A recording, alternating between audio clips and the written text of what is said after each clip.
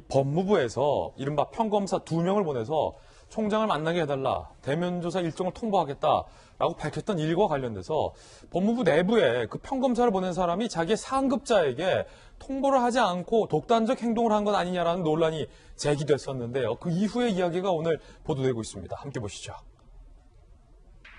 오늘 동아일보 보도에 따르면 상급자 패싱 후 감찰 통보, 법무부의 규정 위반 아니냐라는 보도가 되고 있습니다. 당사자는 박은정 감찰 담당관, 류혁 법무부 감찰관 상급자에게 보고하지 않고 평검사 2명을 총장에게 보내서 일정을 통보했다라는 의혹받고 있고요. 자, 류혁 감찰관이 대검 측에 항의 전화 받은 후에 관련 내용을 그제서야 파악했다라고 동아일보는 보도하고 있습니다. 당연히 상급자를 패싱하고 보고도 없이 독단적인 행동을 벌였다라는 것과 관련해서 이 류혁 감찰관이 박은정 감찰 담당관을 불러서 질책했다라고 오늘 동아일보는 보도하고 있는 상황입니다. 자, 이 같은 박은정 감찰 담당관의 독단적 행동에 대해서 오늘 조선일보는 법무부의 감찰 규정을 위반했다라는 지적이 나오고 있다고 보도하고 있는데요. 2조 2항 감찰 담당 직원은 감찰관의 지휘를 받아 감찰 업무를 수행한다. 15조 2항 진정, 비위, 사항, 조사, 처리에 필요한 사항은 감찰관이 정한다. 3조 4항 감찰 시 충분한 준비기간 부여해야 한다. 15조 1항 징계 처분 요건되는 행위 인정할 상당한 이유가 있는 경우에 조사한다. 동아일보와 조선일보 보도, 각기 다른 보도 보고 계신데요. 김광선 변호사님, 이 두 보도가 스토리가 좀 연결이 되는 것 같은데, 자, 검찰 출신이시니까 어떻게 보십니까? 일단 이제 법무부는 그런 입장 아니에요. 그러니까 감찰에 있어서는 지휘고하를 막론하고 성역이 없다. 예. 이건 누구든지 반대할 사람은 없을 거예요. 그 다음에 이제 밑에 뭐가 있냐면 법과 원칙에 의해서 하겠다 그랬어요. 그럼 성역이 없다고 하면 지켜야 할 것이 법과 원칙이거든요. 네. 근데 이 과정을 보면 과연 법과 원칙을 지켰느냐, 이게 이제 문제가 되는 오히려. 거예요. 그렇죠. 법무부에 그냥 감찰하면 감찰 그냥 할 수 있는 게 아니에요. 감찰 규정이 있어요. 그럼 당연히 법무부 장관은 감찰 규정에서 해야 하는 거 아니에요? 그러면 감찰을 할 때는 감찰관이 있고 밑에 감찰 담당관이 있어요.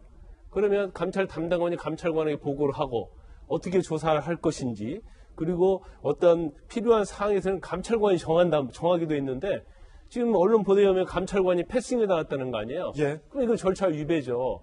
그리고 밑에 있는 감찰 담당관이 추미애 장관과 함께 둘이 지시를 받아서 그냥 일방적으로 지금 감찰을 지시하고 있는 거고, 또 감찰 규정에도 사전 준비하도록 그렇게 돼 있어요. 예. 그럼에도 불구하고 이제 그런 건 전혀 없이 진행을 하는 것은 성역이 없다고 한다면 특히 예우를 지켜야 하고요. 두 번째는 원칙과 절차를 지켜야 돼요. 그런데 왜 그러면 언론 보도대로 따르면 왜 감찰관을 패싱을 시켰을까? 그건 당연히 우리가 추론해 볼 수 있는 것은 반대를 하니까 패싱을 시킨 거 아닙니까? 그 다음에 인천지검 형사 1부장도 사실은 감찰을 시키기 위해서 불렀다가 파견했다가 파견 취소를 했어요. 그분이 아마 반대를 했을 거예요. 이건 혐의가 명백하지 않고 조사 방식에서 문제가 있다. 그러면 자신의 의견에 반대하는 사람은 전부 다 패싱하든지 원대 복귀시키고, 내 말을 잘 듣는 사람을 법과 원칙을 어긋나서 지시를 해서 가도록 하는 게, 이게 과연 감찰의 정당성이 있냐는 거죠. 항상 어떤 결과를 내기 위해서는요, 절차가 정당성이 있어야 하거든요. 법과 원칙에 의해서 해야 돼요. 근데 법과 원칙에 의해서 하지 않으면서도 뭔가 성역이 없다고 주장하는 것은 사실은 명분이 되지 않는 거죠. 아마 대검의 윤석열 총장 입장에서는 그럴 거예요. 이건 결과는 뻔하다.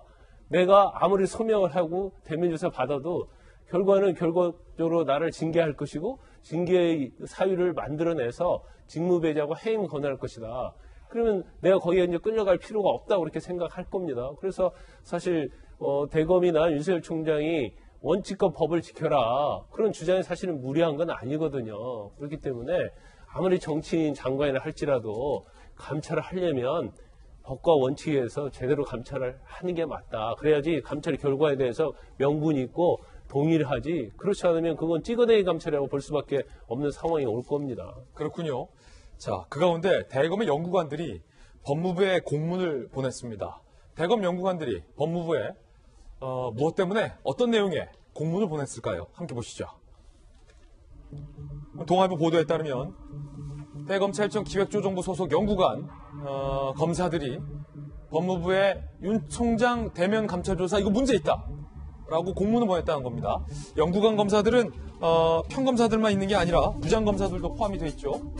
자, 어쨌든 형사처벌 또는 징계처분 요건되는 행위를 범하였다고 인정할 만한 상당한 이유 있는 경우에만 조사가 개시돼야 한다. 윤 총장의 경우 상당한 이유가 무엇인가? 라는 취지의 내용으로 법무부에 공문을 보냈다. 라는 부분입니다. 검찰에 계셨으니까 김 변호사님, 이 부분은 어떻게 봐야 합니까? 일단 아마 검찰 입장에서 뭐 상당히 부글부글 할 거예요. 그러니까 어떤 윤 총장이 실제로 혐의가 어떻게 드러났다거나 명확하게 어떤 부당 또는 불법의 행위를 했다고 하는 걸 전제로 해서 감찰을 한다고 하면 이건 당연히 검찰들도 감찰을 해야 한다고 다 동의를 할 겁니다. 그런데 지금 절차나 어떤 그런 걸 보면 사실은 법 절차를 지키고 있지 않기 때문에 그 부분에 대해서 이제 의견을 낸다고 볼 수 있고요. 사실 저런 의견 내는 게 쉽지 않아요. 왜냐하면 대검 연구관 하고 있으면 앞으로 검사 승진해야 하거든요. 그 다음에 좋은 장소를 전보받아야 하거든요. 그런데 저 대검 연구관에 대해서도 추미애 장관 입장에서 보면 또 커밍아웃 했다 그렇게 또 얘기를 할 수가 있는 여지가 좀 많이 있죠. 그런데 저런 용기를 냈다는 것도 굉장히 대단하고 그런데 아마 그럴 거예요.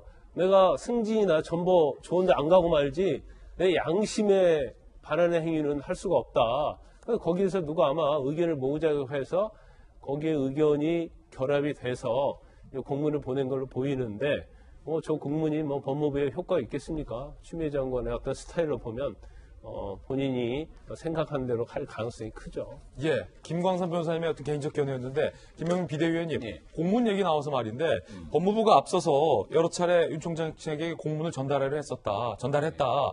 그런데 대검 측에서 하는 얘기는 아니 감찰을 하려면 공문에 뭐 때문에 감찰을 하는지 얘기를 해야 우리가 자료도 준비하고 성실하게 준비할 수 있지 않겠느냐라고 항변을 하고 있는데 법무부도 대검도 인정하는 것 중에 하나는 둘의 의견이 첨예하게 다르지만 그 공문에 법무부가 총장 측에게 보냈다는 그 공문에 감찰 이유, 감찰 대상 적시되지 않았다는 거예요. 네. 그런데 오늘 한 보도에 따르면 법무부가 왜 감찰 이유를 적시하지 않았느냐라는 기자들의 질문에 대해서 공무상 비밀 금지 위반이라 대상자의 비위 사실을 제3자에게 공개할 수 없다라는 답변을 했다는 보도가 지금 나왔거든요. 네. 야당에서는 어떻게 보십니까? 상당한 이유에 대해서 충분하게 설명하고도 남을 법한데 특히 추미애 장관의 스타일을 보면은 국회에 출석해서도 피해 사실 공표 등 아랑곳하지 않고 얼마든지 얘기하지 않습니까? 아마도 문제가 있는 상당한 이유가 있었으면 추미애 장관 스스로가 SNS를 통해서건 언론을 통해서건 국회에 출석하는 자리를 통해서건 얘기했을 거라고 생각합니다. 그리고 이 상당한 이유에 대한 감찰, 이유가 명확하게 드러나지 않으면서도 감찰하겠다고 하는 현재 추미애 법무부 장관 측의 모습을 보면 갑자기 대깔꼬마니처럼 좀 생각나는 게 있습니다. 상당한 이유가 있어서 분명히 감찰해야 되는데 그 감찰하지 않고 감찰 무마했다는 의혹으로 수사받고 재판받고 있는 분들 계시지 않습니까? 바로 문재인 정부 청와대에 일어났었던 민정수석실, 조국 수석과 그 사람들에 관련된 재판들이 이루어지고 있는 것인데요. 이게 저는 추미애 장관의 문제와 조국 전 장관의 모습을 보면 항상 대깔꼬마니처럼 뭔가 같이 연결되어 있는 것이 아닌가라는 생각이 듭니다. 이낙연 당대표가 추미애 장관에 대한 얘기를 보면서 스타일이 조금 문제가 있는 것 같다 이런 얘기를 하게 되는데 조국 전 장관, 추미애 장관의 스타일이 비슷비슷하거든요. 이 감찰 문제에 대해서 예를 들어서 청와대에서 반드시 감찰해야 되는 유재수 전 부시장의 문제가 있음에도 불구하고 누군가의 압력들을 받아서 감찰을 무마했다는 심각한 문제가 이제 재판 결과 진실로 드러나게 된다면 가정입니다. 재판을 받고 있으니까. 그러면은 감찰을 무마하는 영향력을 행사할 수 있는 사람들이기 때문에 반대로 상당한 이유가 없는 누군가에게도 정치적 이유를 들어서 감찰을 통해 찍어내기도 가능한 건 아니겠습니까? 이런 일련의 상황들이 일어나고 언론에 보도되고 야당에게 비판과 의혹을 제시할 수 있도록 자락과 판을 깔아주고 그동안의 일련의 상황들을 가져왔던 게 문재인 정부에서 드러났던 민낯이기 때문에 추미애 법무부 장관이 적어도 정치적으로 완전히 반대편에 서 있다라고 생각되는 윤석열 총장에 대한 감찰을 시행하려고 한다면 명확하고 아주 빼도 박도 못하는 근거를 들이대야 되는데 그런 내용들 없이 진행되게 된다면 이 조국 전 장관의 모습과 상당히 유사하게 과연 추미애 장관의 행동에 대한 끝은 어떻게 되게 될지도 분명히 좀 유념하고 지켜봐야 될 것 같습니다. 네, 야당의 견해 그리고 법무부의 입장 모두 전해드리고 있는 상황입니다.